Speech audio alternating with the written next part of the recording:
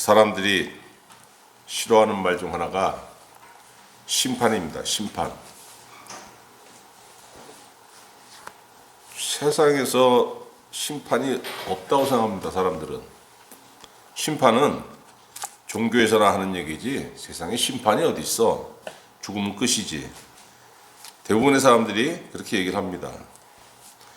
여러분 근데 종교 이외에는 심판 얘기 안 합니까? 우리의 삶 자체가 심판의 연속이에요. 학생들은 한 학기 끝나면 뭘 봅니까? 기말고사 봅니다. 또 기말고사 보기 전에 중간에 중간고사 봅니다. 그래서 성적을 내죠. 무슨 뜻입니까? 학업 과정에 대해서 네가 얼만큼 공부했는지 측정해 보는 거. 그게 심판입니다, 여러분. 직장은 어떻습니까? 1년에 한 번씩 고과를 매겨요. 고과가 A, B, C, D 이렇게 나눠져 있는데 C가 보통입니다.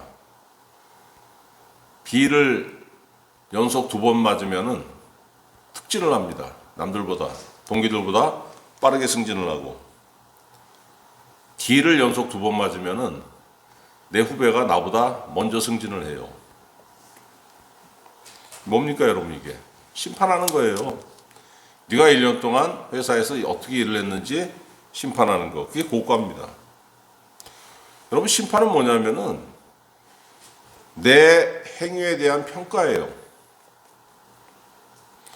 하나님께서 사람을 심판하신다고 성경에 분명히 기록되어 있습니다. 전도서 12장 14절에 하나님은 모든 행위와 모든 은밀한 일을 선악간에 심판하시리라. 요한계시록 20장 12절 죽은 자들이 자기 행위를 따라 책들에 기록된 대로 심판을 받으니라. 사나 죽으나 인생은 하나님의 심판 아래에 있다는 거예요. 근데 여러분 한번 생각해 보세요. 어떤 악한 인간이 있습니다. 누구나 손가락질은 악한 인간이 있는데 그 인간이 정말 누가 봐도 하늘의 심판을 받았어요. 그럼 사람들 고소하게 여기죠. 맞아, 저런 인간 저거 심판받는 게 당연하지. 아이고 천벌을 받았구만. 그렇게 얘기하면서 그가 당한 심판이 나에게도 똑같이 있다는 그 사실은 절대 인정을 안 합니다. 뭐? 내가 왜 심판을 받아? 나같이 정직하고 나같이 떳떳한 사람이. 본문으로 들어가서 창세기 12장에 보면은 아브라함이 가나안에 들어올 때 하나님께서 아브라함에게 3가지를 약속해 주셨어요. 아들 줄게. 그 땅을 너한테 줄게. 네가 복받도록 내가 해줄게. 이 3가지 약속해 주셨습니다. 창세기 12장 4절에 보면은 아브라함이 가나안에 들어올 때 75세였습니다. 오늘 19장 1절부터 본문이지만 그 전장 18장에 보면은 아브라함이 17장을 시작하면서 아브라함이 몇 세냐면은 99세가 됩니다. 99세. 그러니까 가나안 땅에 들어와서 24년 동안 하나님께서 약속해 주신 거 아들 줄게, 땅 줄게, 복을 줄게 이 3가지가 아무것도 이루어지지 않고 24년이 흘러버린 겁니다. 근데 3가지 약속 중에서 제일 중요한 건 뭐냐면은 아들 약속이에요. 아브라함은 살다가 거기서 죽어 없어질 사람이고 아브라함이 낳은 아들이 또 장성해서 그 약속을 이어받아 가지고 또 그 아들이 또 아들을 낳고 해가지고 아브라함의 후손들이 하나님께서 약속하신 땅을 받고 복을 받고 그래야 되는데 75세에 받은 약속 3가지가 아브라함이 9세가 될 때까지 하나도 이루어지지 않았습니다. 얼마나 애가 탔겠습니까? 창세기 18장에 시작하면서 아브라함이 나그네 3사람을 영접합니다. 3사람이 지나가는데 아브라함이 그 3사람을 영접해서 자기 집에 손님으로 맞아들여요. 그런데 맞아들이고 보니까 그 3사람이 누구냐면은 하나님의 사자들입니다. 그래서 18장 10절에 그 사자가 뭐라고 하냐면은 아브라함에게 너 지금 아들이 없다고 마음속에 새까맣게 타들어가고 있잖아. 1년 후에 하나님께서 아들을 줄 것이라고 18장 10절에 말씀하고 계신데 아브라함과 그의 아내 사라는 그 말씀을 믿지 못했습니다. 당연하죠. 99세난 노인이 무슨 아들을 낳겠습니까? 아들이건 딸이건 99세가 되면은 자녀를 낳을 수 있는 그 능력 자체가 없어지는 거예요. 근데 여러분 창세기 18장 14절에 믿지 못하는데 또 불구하고 하나님의 사자가 뭐라고 하냐면은 여호와께 능하지 못한 일이 있겠느냐. 우리는 남이 이런 얘기하면 당연하다고 생각합니다. 그렇지. 하나님한테 능치 못할 일이 어디 있어. 하나님이 말씀해 주시면 되지. 하나님이 해주시면 되지. 남이 믿지 못하고 쩔쩔매는 모습 보면서 우리 당연히 그렇게 생각하는데 이게 내일이 되면 어떻습니까? 이걸 또 믿지 못하는 거예요. 내일이 되면. 하나님 이거 될래나요? 안 될래나요? 이거 안 될 것 같은데 이게 도대체 가능한 일입니까, 하나님? 여기서 주여 믿습니다 하고 이게 나와야 되는데 이게 잘 안 나와요. 그냥 아이고 이거 되겠습니까? 그래서 남들이 그냥 누가 그냥 주여 믿습니다 한마디 하는 거 보면은 별것도 아닌 것 같고 그냥 그 사람 많은 데서 그냥 믿습니다 해가지고 그 쪽팔리게 말이야 막 그렇게 생각하는데 여러분 그 믿습니다 한마디는 아무나 할 수 있는 게 아니에요. 오랜 시간 연단받고 이 믿음이 쌓여야지만 나올 수 있는 얘기입니다.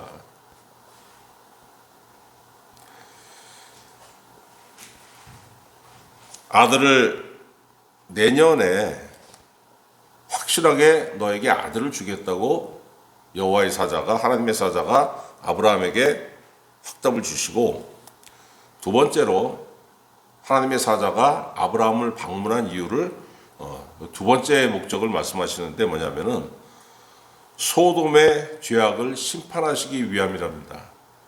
창세기 18장 20절에 보니까 소돔과 고모라에 대한 부르짖음이 크고 그 죄악이 심히 무거우니 이렇게 기록되어 있습니다. 여러분 선한 일이건 악한 일이건 간에 그것이 차고 넘치게 되면은 드러나게 되는 거예요. 그죠? 뭐 어떤 그릇에 뭘 담으면은 그것이 조금씩 담으면은 뚜껑 닫으면 안 보이지 않습니까? 근데 그 자꾸 넣어서 그게 막 쌓이면은 뚜껑이 안 닫혀지잖아요. 저 안에 뭐가 들어있는지 밖으로 넘치는 거예요. 사람 마음도 똑같습니다. 여기다 선을 쌓든지 악을 쌓든지 처음에는 드러나지 않습니다. 그래서 저 사람 마음속에 악이 있는지 선이 있는지 몰라요. 근데 이게 자꾸 쌓이게 되면 어떻습니까? 쌓이고 쌓이다 보면 이게 넘쳐나요. 그러다 보면 사람이 딱 봐도 저 인간 왜 저렇게 악해? 눈빛만 봐도 섬찟하네. 이런 사람이 있고 그냥 눈빛 딱 보면은 저 사람 참 밝네. 저 사람이랑 있으면 편하네. 왜? 그 안에 나오는 것이 좋은 게 나오니까. 쌓은 선에 선한 게 나오니까. 뭘 쌓았습니까, 여러분? 하나님의 은혜를 자꾸 쌓다 보니까 나가는 게 뭐예요? 은혜가 나가는 거예요. 말할 때 될 수 있으면은 이게 습관이 되는 사람들이 있습니다. 좋은 얘기 절대 안 합니다. 누가 잘했으면은 잘했다. 뭐 칭찬도 할 수 있어야 되고 못하면은 왜 못하지? 좀 잘하면 좋잖아. 뭐 이렇게 비판을 할 수 있죠. 그런데 비판할 거 비판하지만 잘하면은 잘한다고 칭찬도 해줄 수 있어야 되는데 이게 여러분 악이 자꾸 쌓이면 어떻습니까? 칭찬을 절대 안 합니다. 칭찬할 일도 어떻게 돼요? 그거 뭐 칭찬할 게 되나? 사람 다 그렇지 뭐. 더 두고 봐야 하는 거야 사람은. 잘하면 칭찬. 근데 중요한 건 뭐냐면은 그렇게 비판을 함에도 불구하고 본인은 칭찬받길 바래요. 여러분 이게 인간의 본성입니다. 그렇기 때문에 여러분 평가가 뭐예요? 심판이라는 게. 너 뭘 쌓았니? 너 드러나는 게 악이 자꾸 드러나네? 그럼 심판받는 거고. 너 자꾸 쌓은 거, 선이 드러나네? 좋은 게 드러나네? 너 칭찬받는 거예요, 그러면. 누구한테? 하나님한테. 사람한테도 칭찬받고, 하나님한테도 칭찬받고. 평가가 그런 겁니다, 여러분. 왜 하나님의 사자가 아브라함에게 이걸 알려주시냐면은 그 소돔이라는 곳에 아브라함의 조카 롯이 살고 있었어요. 그러니까 아브라함이 그 얘기를 딱 듣고 나니까 아득한 거죠. 야, 내 조카 롯, 내가 고향을 떠날 때 데리고 온 내 조카인데 큰일 났네. 그래서 아브라함이 하나님한테 간구합니다. 하나님, 30명, 20명, 10명 이렇게 자꾸 그 의인 거기에 악을 저지르지 않고 상식적으로 행동하는 사람 이 40명, 30명, 20명, 10명 이렇게 있으면 벌하시겠습니까? 벌하지 않겠습니까? 하나님한테 질문하니까 하나님께서 내가 벌하지 않겠다. 심판하지 않겠다. 10명까지 내려갑니다. 어떻게 됩니까? 결론은 소돔과 고모라가 결국은 불심판을 받고 망해요. 그 동네에 하나님께서 인정하실 만한 제대로 된 사람 10명이 없었다는 얘기예요. 최소 수천 명은 살지 않았겠습니까? 근데 그 중에 하나님께서 인정하실 만큼 쟤는 그래도 좀 상식적이네. 이런 사람 10명이 없었다는 거예요. 여러분 한번 생각해 보세요. 우리는 하나님께서 전지전능하시다고 딱 믿지 않습니까? 왜 성경이 그렇게 써 있으니까. 근데 아브라함 시대에는 이런 성경이 없었습니다. 아브라함은 그러나 아브라함 하나님한테 엄청난 은혜를 입은 사람이에요. 엄청난 은혜를 입었음에도 불구하고 하나님께서 그렇게 하시겠다고 하니까 아브라함이 의문을 제기하죠. 설마 거기에 상식적인 사람 50명이었겠습니까? 40명이었겠습니까? 30명이었겠습니까? 그래? 그럼 내가 거기 심판 안 할게. 못 믿어오니까 30명 있을래나? 20명 어떻습니까? 하나님 20명은 있으면 그래도 봐주시지 않겠습니까? 내가 봐줄게. 10명은요 자꾸 이렇게 하나님하고 타협을 하려고 그래요. 근데 하나님이 꾸짖지 않습니다. 책망하지 않습니다. 아브라함의 모자라는 부분을 채워주시는 거예요. 다독여 주시고 그리고 마지막에 10명까지 내려왔을 때도 그래 내가 10명 있으면 내가 심판 안 해. 네 부탁, 네가 얘기한 대로 네가 바라는 대로 심판 안 할 거야. 10명만 있으면. 아브라함에게 특별 대우를 해주신 거예요. 왜 그렇습니까 여러분?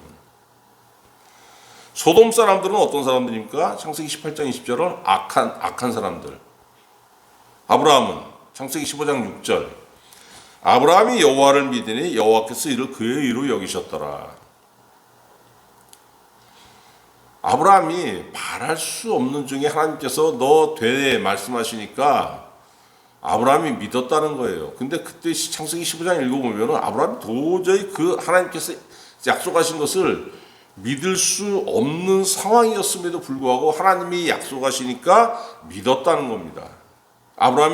하나님께서 아브라함의 그 믿음을 옳게 여기셨다는 거예요. 하나님께서 아브라함의 믿음을 옳게 여기셨다는 게 무슨 뜻이냐면은 요즘 말로 구원받았다는 겁니다, 여러분. 우리가 구원받았다고 얘기하는 건 뭐냐면은 하나님께서 우리를 옳게 여기셨다는 거예요. 그러니까 어떻게 돼요? 아브라함은 구원받았잖아요. 심판에서 벗어난 인생. 여러분 구원받았습니까? 그러니까 아멘 나와야죠, 이게. 여기에는. 여러분 구원 받으셨어요? 네. 그러면 우리는 어떻습니까? 마찬가지로 우리도 심판에서 벗어난 인생들입니다. 우리도 아브라함과 똑같이. 그렇기 때문에 우리가 그 많은 잘못을 행함에도 불구하고 우리가 심판의 결에 서 있지 않는 겁니다. 왜? 하나님께서 특별하게 대우를 해주시니까. 쟤는 내 아들 예수를 믿어가지고 구원받은 애야. 난 쟤 보고 옳다고 내가 인정해 줬어. 쟤는 죽음에서 벗어났어. 심판에서 벗어났어. 아브라함을 그렇게 하나님께서 인정해 주셨듯이 아브라함이 여러분을 인정해 주시고 저도 인정해 주셨다는 거예요. 그러니까 여러분, 우리의 삶에서 그 많은 잘못과 그 많은 불평과 그 많은 어두움에도 불구하고 우리가 심판에 들지 아니하고 하나님의 은혜 안에 있고, 우리가 기도할 때 하나님께서 응답하시고, 우리가 낭망할 때 하나님께서 위로해 주시고, 우리가 어디로 행해야 될지 모를 때에 하나님께서 우리를 붙잡고 인도해 주신다는 거예요. 왜? 구원 받았기 때문에. 아브라함과 똑같습니다, 여러분. 아브라함은 어떤 인생입니까? 믿음의 인생이에요. 그런데 이런 인생도 있고 심판받아 마땅한 인간들이 있습니다. 심판받아 마땅함에도 불구하고 너 심판의 길에 서 있기 때문에 벗어나, 이게 줬을 때 그것을 우습게 여기는 인생들도 있어요. 자, 여러분 18장 2절에 한번 보실래요? 18장 2절. 18장 2절에 뭐라고 되어 있습니까? 눈을 들어본즉 사람 셋이 맞은편에 서 있는지라. 아브라함이 하나님의 사자 3명을 만날 때의 그 모습입니다. 분명히 사자 셋이 왔죠. 19장 보세요. 오늘 본문 시작할 때 어떻게 시작합니까? 저녁 때에 그 두 천사가 소돔에 이르니. 아브라함을 찾아온 하나님의 사자는 셋인데 아브라함한테 우리가 소돔을 심판하려고 한다 이렇게 말씀하시고, 소돔으로 간 사자는 몇 명입니까? 2명이죠. 하나는 어디 갔어요? 하나는. 여러분, 아브라함을 하나님의 사자 3분이 아브라함을 방문했는데 그 셋 중에 한 사자가 아브라함과 대화를 나눴습니다. 내년 이맘때에 너에게 아들이 있으리라. 내가 너에게 돌아올 것이다. 그리고 내가 소돔을 심판하려 한다. 이 말씀은 이게 천사가 말할 수 있는 내용이 아니에요. 누가 말할 수 있는 거냐면 하나님만이 할 수 있는 말입니다. 그러면 그 한 분이 누굽니까? 그리스도. 성육신하기 이전에, 인간의 몸을 입고 이 땅에 오시기 이전에 그리스도, 성자 하나님이 두 천사와 같이 아브라함을 찾아오셨던 거예요. 그리고 아브라함에게 이 모든 말씀을 알리고 그 성자 하나님은 하늘로 올라가시고 두 천사가 하나님한테 받은 그 미션을 수행하기 위해서 소돔으로 간 겁니다.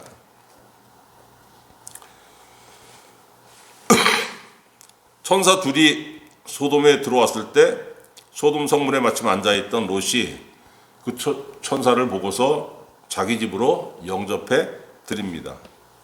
그리고 식사를 대접하고 두 천사가 이제 남자 모습을 하고 있겠죠. 두 천사가 잠자리에 누우려고 할 때 본문에 뭐라고 되어 있냐면, 노소를 막론하고 남자들이 그 멀리 있는 사람까지 다 롯의 집에 와가지고 삥 둘러쌌다는 거예요. 5절 보세요. 뭐라고 하고 있습니까? 4절에 보니까 그 성사람 곧 소돔 백성들이 노소를 막론하고 원근에서 다 모여, 젊은 남자건 늙은 남자건 멀리 있건 가까이 있건 다 롯의 집에 모였다는 거예요. 그 집을 에워싸고 롯을 부르고 그에게 이르되 오늘 밤에 내게 온 사람들이 어디 있느냐 이끌어내라. 우리가 그들을 상관하리라. 상관하리라. 이거 영어 성경으로 보면은 have sex with라고 되어 있습니다. have sex with. 우리가 그들을 강간하겠다. 근데 누구를 강간하겠다는 겁니까? 남자들이 와가지고 남자를 강간하겠다는 거예요. 동성 강간. 그러니까 이게 이 소돔은 악이 차고 넘치는 도시였어요. 레위기 10장 13절에 보니까 누구든지 여인과 동침하듯 남자와 동침하면 둘 다 가증한 일을 행함인즉 반드시 죽일지니 자기의 피가 자기에게로 돌아가리라. 근데 전 세계 어딜 가도 동성애자는 다 있죠. 그런데 여러분, 그 비율이 문제입니다. 비율이. 소수 그러는 건 그 막을 방법이 없는 거예요. 그런데 소돔이라는 것은 어떻습니까? 모든 남자들이 동성애를 행하고 있었더라. 롯이 여기에 대해서 어떻게 해결을 하냐면은, 우리 집에 온 손님은 건드리지 말아라. 대신에 아직 결혼하지 아니한 처녀 2딸이 나한테 있는데 내가 그들을 넘겨줄게. 이거 여러분 되게 웃기는 거 아닙니까? 그 2딸을 그 폭도들한테 넘겨주면 그날 밤에 그 2딸이 어떻게 돼요? 죽을 수밖에 없는 거예요. 야, 이게 무슨 말도 안 되는 소리냐. 이 시대는 그렇게 생각하겠지만은 저 시대, 롯이 살던 시대에는 그게 당연했던 도덕적 기준이었어요. 이 시대와 다릅니다. 그러니까 롯의 지금 이 행동은 그 당시 사람들의 기준으로 봤을 때는 나그네에게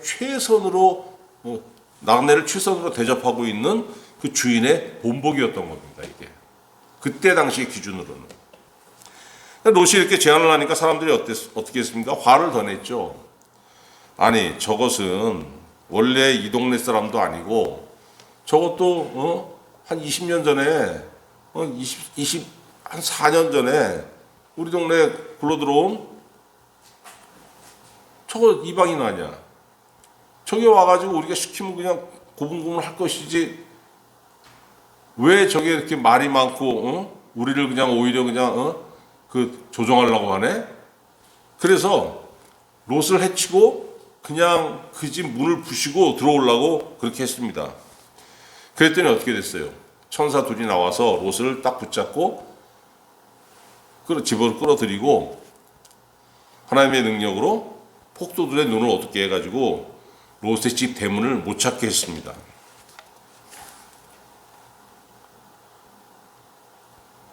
이런 얘기를 들으면은 어떻게 많은 사람들이 이렇게 생각할 겁니다. 아니, 아무리 하나님께서 눈을 가리신다고 해도 두 눈을 멀쩡히 뜨고 있는데 바로 앞에 있는 문을 못 찾는다고? 이게 가능해? 이게 내가 이래서 이게 성경을 못 믿겠는 거야? 이렇게 말하는 사람들이 있어요, 여러분. 그런데 제가 젊은 시절에 겪은 일이 있습니다. 제가 겪은 일이 아니고 제 친구가 겪은 일이에요. 그 친구가 서울 변두리에서 살았습니다. 그 집 문을 딱 열고 나가면은 바로 산이 시작되는 거예요. 산길이 바로 보이는데 그 길로 하루에 수십 명, 수백 명이 올라갑니다. 왜? 그 길로 쭉 올라가면은 뭐가 있냐면 약수터가 있어요. 그래서 사람들이 약수물을 들어 매일 그냥 쭉 가는 거예요. 근데 이 친구도 틈만 나면은 뭐 직장 가지 않는 날은, 쉬는 날은 틈만 나면은 그 물통 요만한 걸 들고서 약수 들어 뻔질나게 거기 갔어요. 근데 저한테 얘기를 하는데 비가 그러니까 많이 오지도 않고 보슬비 같은 게 부슬부슬 내리는 날 그냥 거기 올라갔다고 해요. 올라가다 보면은 약수터 미처 못 가가지고 중간에 무덤이 하나 있다고 합니다. 잘 꾸며진 무덤이 하나 있는데 어느 날 이 친구가 그 올라가다가 비가 부슬부슬 내리는 날 그 무덤을 쳐다봤어요. 비석이 있는데 비석이 눈에 들어오더라는 겁니다. 그래서 가까이 가가지고 그 비석을 읽어봤더니 뭐라고 써 있냐면 전주 이씨 정씨 부인 지묘.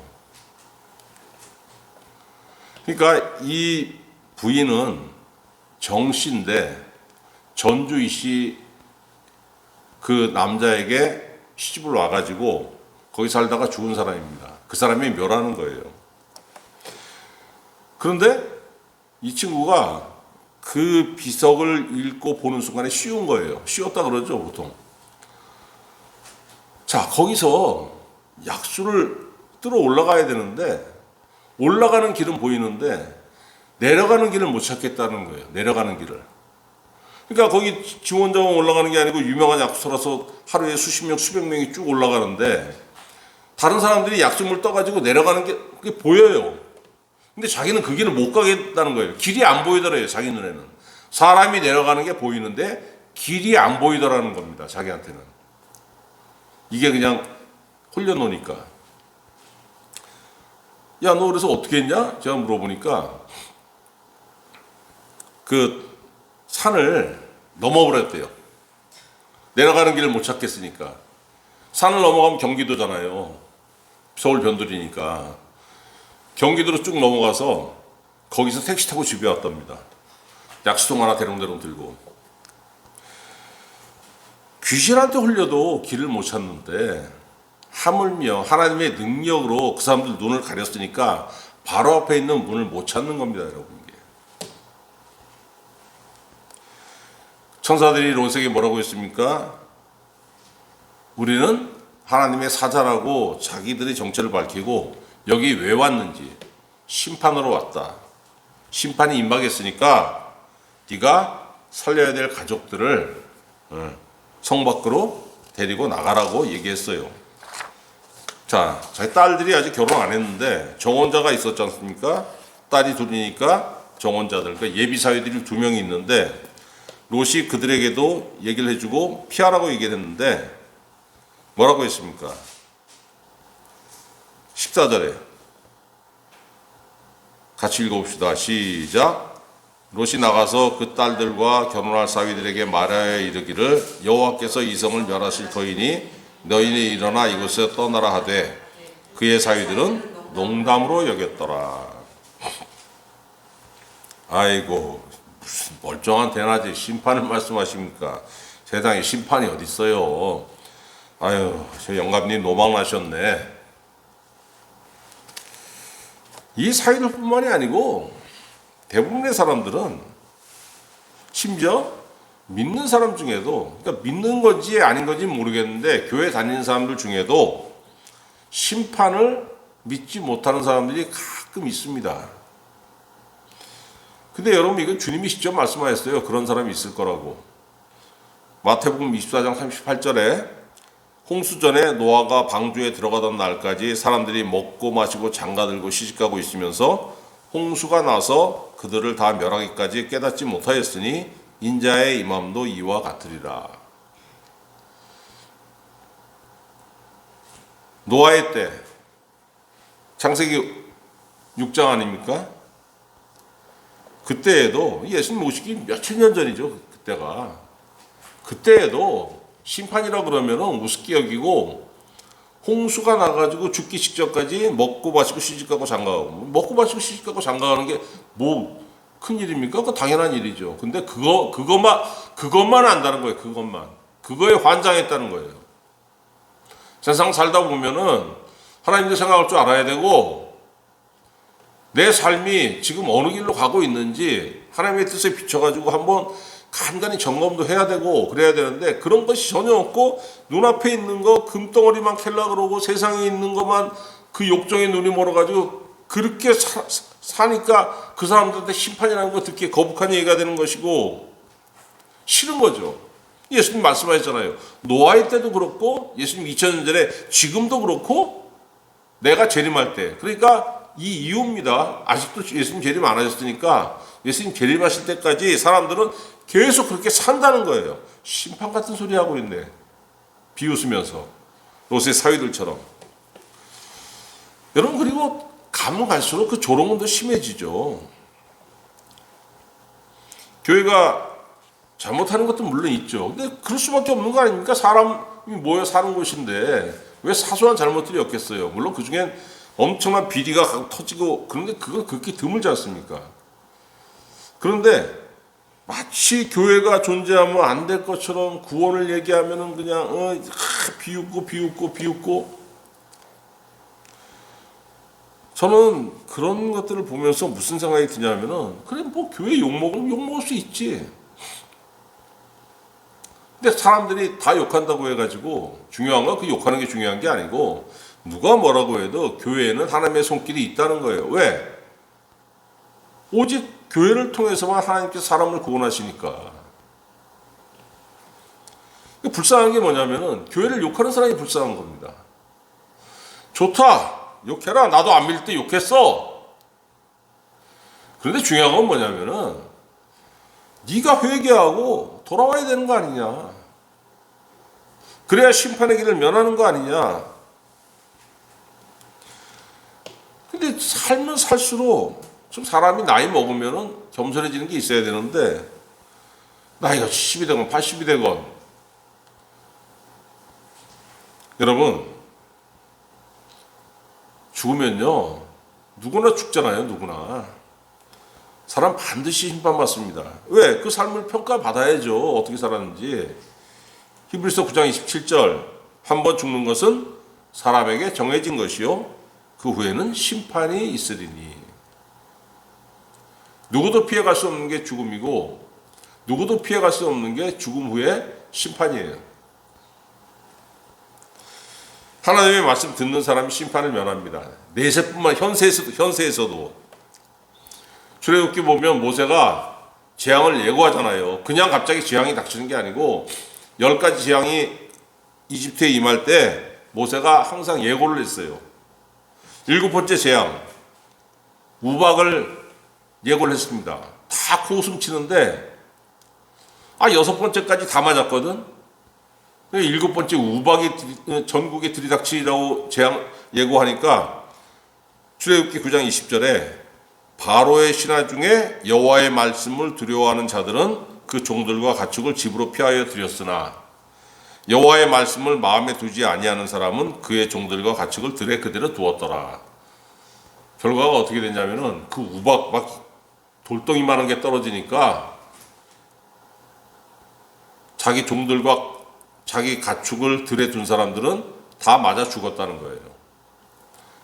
그런데 처음부터 6번째까지 재앙을 그대로 모세가 예고하니까 임하는 걸 보고, 야, 저거 7번째도 저거 임해. 저거 우리 종들과 가축 사람 보내가지고, 야, 빨리 그 집안으로 들어오라 그래. 그래서 자기 집으로 들어온 사람은 자기의 재산과 자기 종의 생명을 구했다는 거예요, 여러분. 하나님의 말씀을 들으면은 현세와 내세에서 심판을 면하는 겁니다. 살 수 있는 겁니다. 정말 사람들이 오해하는 게 뭐냐면은 하나님은 심판을 즐기는 신, 사람을 지옥에 보내는 걸 즐기는 신으로 생각하는데 천만의 말씀입니다. 하나님께서 제일 좋아하시는 건 뭐냐면 죄인을 구원해가지고 죽을 수밖에 없는 죄인을 구원해서 살리는 것을 하나님 제일 즐겨 하신다는 거예요.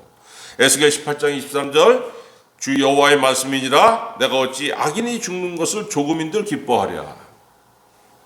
그가 돌이켜 그 길에서 떠나 사는 것을 어찌 기뻐하지 아니하겠느냐. 하나님께서 죄인이 회개하고 돌이켜서 구원받고 사는 것을 기뻐하시기 때문에 저와 여러분이 이 자리에 있을 수 있는 거예요. 우리가 뭐 특별하게 잘났습니까? 잘나긴 뭐가 잘났습니까? 그 죄인이 심판을 벗어날 수 있는 유일한 방법은 하나예요. 요한복음 3장 16절, 하나님이 세상을 이처럼 사랑하사 독생자를 주셨으니 이는 그를 믿는 자마다 멸망하지 않고 영생을 얻게 하려 하심이라. 심판의 경고를 농담으로 듣는 사람은 그 삶이 어떻게 됩니까? 그 삶도 농담이 되는 거예요, 농담. 여러분, 그 농담을 하는 사람들, 뭐 가끔 농담할 수 있죠. 그게 농담이 가끔 하면 활력소가 되고 뭐 웃음 포인트가 되는데, 입만 열면 농담하는 사람들이 있어요. 입만 열면 농담하는 사람들. 사람 얼마나 가볍게 보이고 얼마나 싱거워 보입니까? 그것도 가끔 해야지 재미있지. 입만 열면 농담이면 인간이 참 가벼워 보여요. 갈라디아 6장 7절, 스스로 속이지 말라. 하나님은 업신여김을 받지 아니하시나니 사람이 무엇으로 심든지 그대로 거두리라. 자기 인생에 실없고 가벼운 것을 심으면 그 열매가 어떻겠어요? 쓰잘데기 없는 거. 그 인생 뭐에 쓰겠습니까, 여러분? 모든 일엔 평가가 있어요. 다 평가받습니다.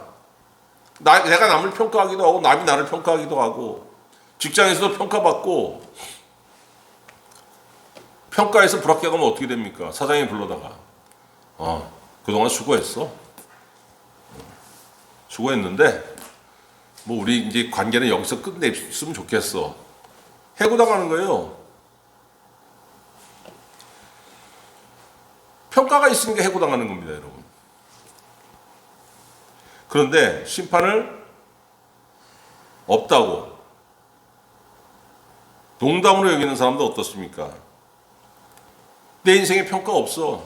그게 뭐예요 그럼? 그 공짜 인생이죠. 모두 다 평가 아래 있는 거 아니에요. 나는 심판을 농담으로 생각해. 나는 평가를 안 받아. 평가 안 받는 인간이 어디 있습니까? 공짜 인생. 사람도 공짜로 평가 안 하지 않습니까? 내가 돈 주고 산 건 어떻게 해요? 아유 좋네 나쁘네 맛있네 맛없네. 누가 공짜로 주는 거는. 그 가볍게 생각해서 그 평가 안 합니다. 아 그래? 왜? 가치가 없으니까 공짜로 받는 거는. 심판을 농담으로 생각하는 사람들은, 심판이 없다고 생각하는 사람들은 자기 인생이 공짜라고 주장하는 거예요.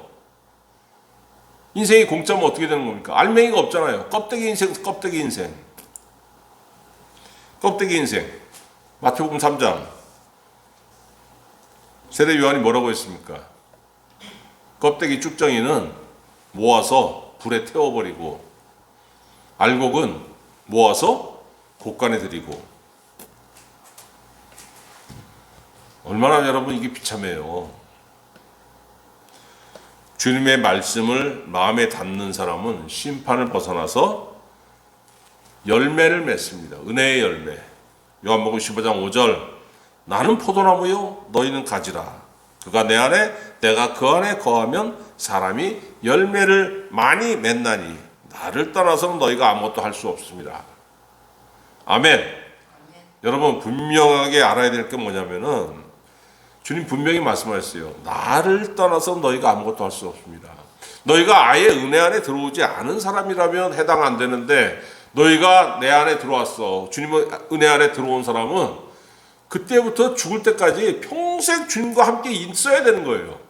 주님과 함께 있으면 어떻게 됩니까? 영원히, 그때부터 영원히 주님과 함께 있으면서 살건 죽건 열매를 맺는 겁니다.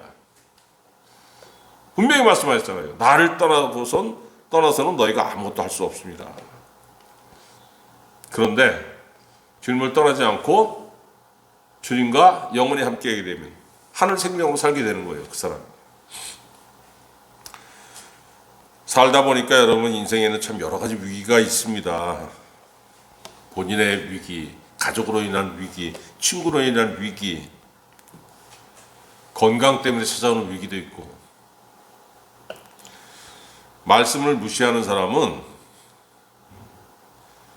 그런 사소한 위기가 아니고 심판과 멸망으로 이어지는 본질적인 위기가 와요.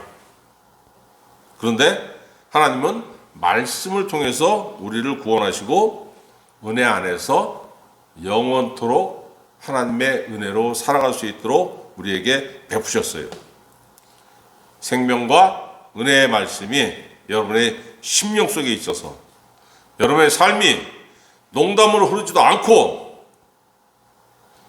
예수님 말씀하셨듯이 그가 내 안에 내가 그 안에 거하면 사람이 열매를 많이 맺나니, 이 말씀처럼 여러분이 주님의 은혜 안에 있고 주께서 여러분 안에 계심으로 인해서 여러분의 삶이 하늘 생명으로 가득 찬 귀한 삶이 되시기를 우리 주 예수 그리스도의 이름으로 축원합니다.